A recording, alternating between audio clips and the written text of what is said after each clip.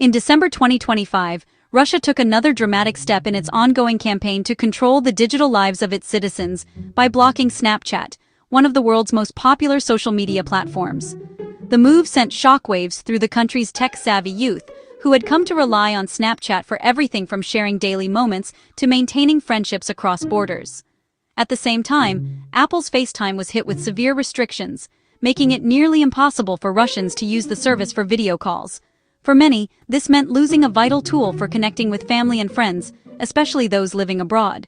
The announcement came from Roskomnadzor, Russia's powerful state internet regulator. Officials revealed that the decision to ban Snapchat had actually been made months earlier, but was only now being enforced. This revelation raised questions about the transparency of government actions and the unpredictability of future bans. The gap between the government's decision and its public announcement left millions of users in the dark. Many woke up to find their favorite apps suddenly inaccessible, sparking confusion, frustration, and a sense of helplessness. The message, however, was unmistakable. No global tech company, no matter how big, is safe from the reach of Russian state control. For Russia's younger generation, Snapchat and FaceTime weren't just apps. They were lifelines. These platforms allowed them to maintain relationships with friends and family members living in other countries, to share unfiltered moments, and to experience a sense of global community that now feels increasingly out of reach. With these services gone, Russians are being pushed toward government-approved alternatives, apps that are often closely monitored and lack the privacy protections of their Western counterparts. The result is a digital landscape where every message, call, and photo could be subject to state scrutiny. The timing of the ban, just before the winter holidays, made the impact even more painful. Families hoping to connect with loved ones abroad during Christmas and New Year's found themselves cut off, their attempts to bridge the distance thwarted by government policy. For many, this isn't just about losing access to technology, it's about losing a sense of connection, of belonging, and of emotional support. The psychological toll of digital isolation is growing, as people grapple with the reality of a more closed-off, monitored society. The digital curtain is falling across Russia, creating a new kind of border, one that separates citizens not just from the outside world, but from each other. Many now wonder if any form of private, unmonitored communication will survive in this new era. The government's message is clear. Open, uncensored communication is no longer a right, but a privilege that can be revoked at any time. The chilling effect is immediate, as people begin to self-censor and second-guess every digital interaction. The question now is not just which app will be next on the chopping block, but whether any space for genuine, free conversation will remain at all in Russia's rapidly shrinking digital world. The government justified the bans as a matter of national security, claiming Snapchat and FaceTime were used for terrorism and crime. By linking these apps to extremism, the state reframes censorship as protection, not repression. Critics argue these claims are a pretext to silence dissent and eliminate platforms the government can't monitor.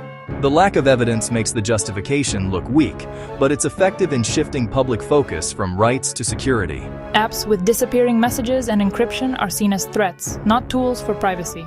The authorities ignore that most users just want to connect with friends and family. By focusing on potential misuse, the state justifies blanket bans that punish everyone.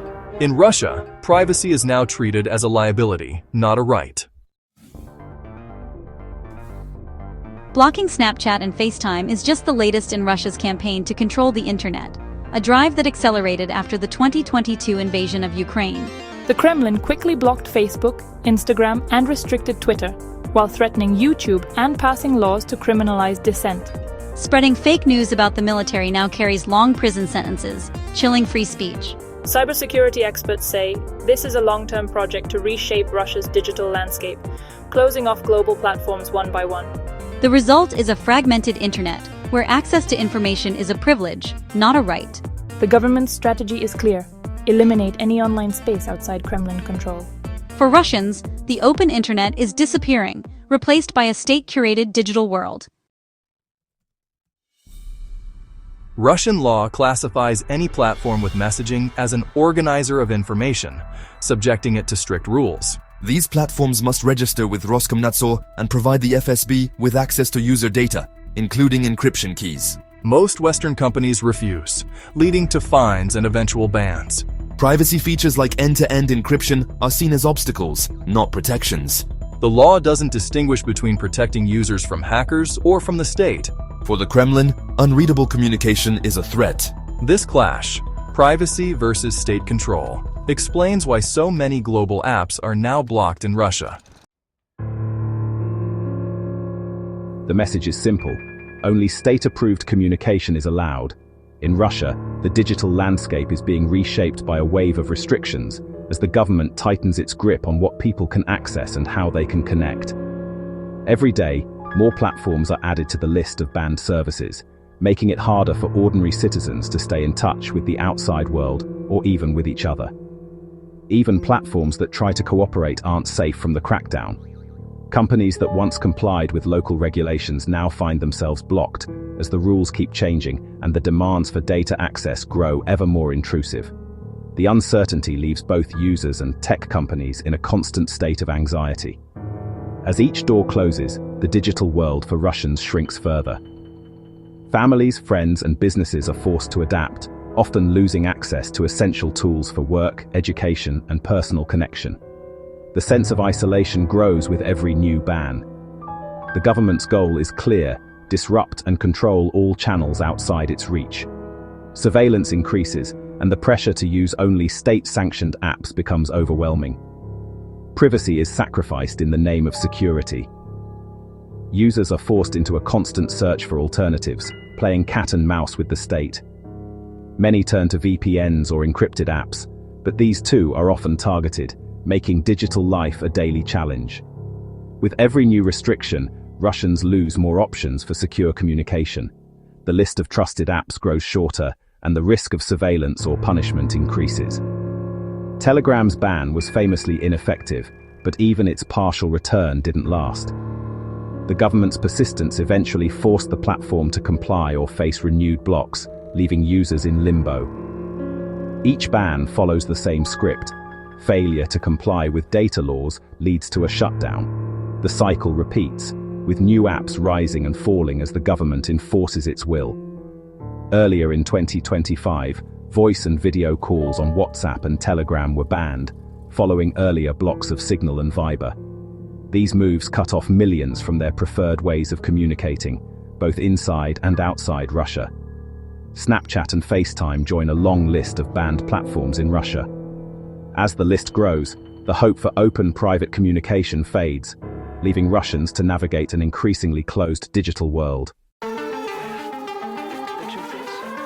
Russia's control over the digital landscape goes far beyond simply banning certain apps.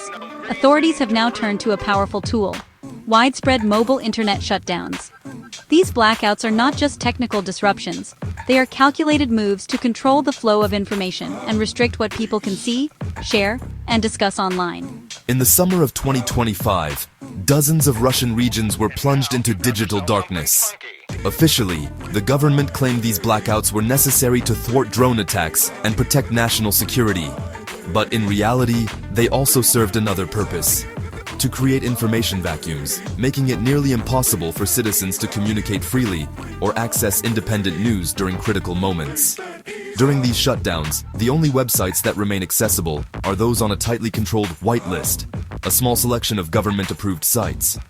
Social media, independent journalism, and most international platforms are blocked, leaving people with access only to state-sanctioned information and essential services. This system is a cornerstone of Russia's so-called sovereign internet. It gives the state the unprecedented ability to disconnect from the global web at a moment's notice, isolating the country's digital space and ensuring that only approved narratives can circulate. These shutdowns have become a real-world test of the Kremlin's ability to filter internet traffic, block unwanted content, and keep state-run services online while cutting off everything else.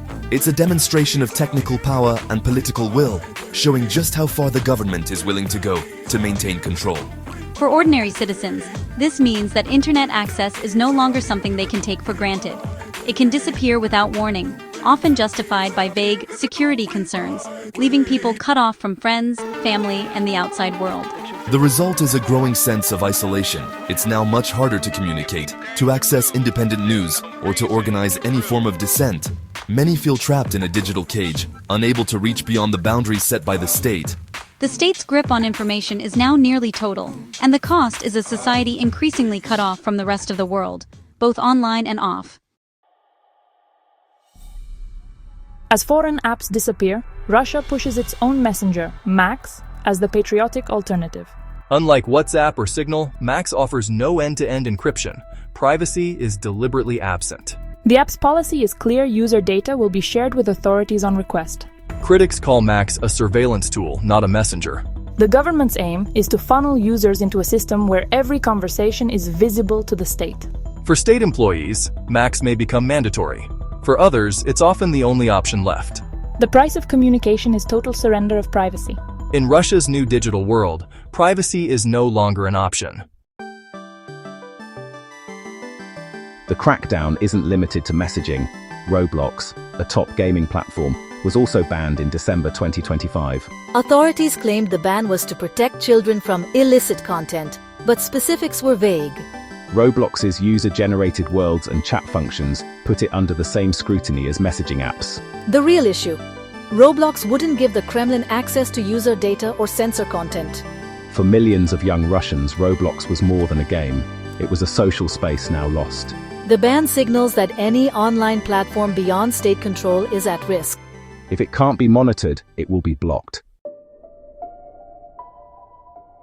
The cumulative effect of bans and shutdowns is a transformed daily life for millions of Russians. Losing platforms like Snapchat, FaceTime, and WhatsApp isn't just inconvenient, it severs ties with the world.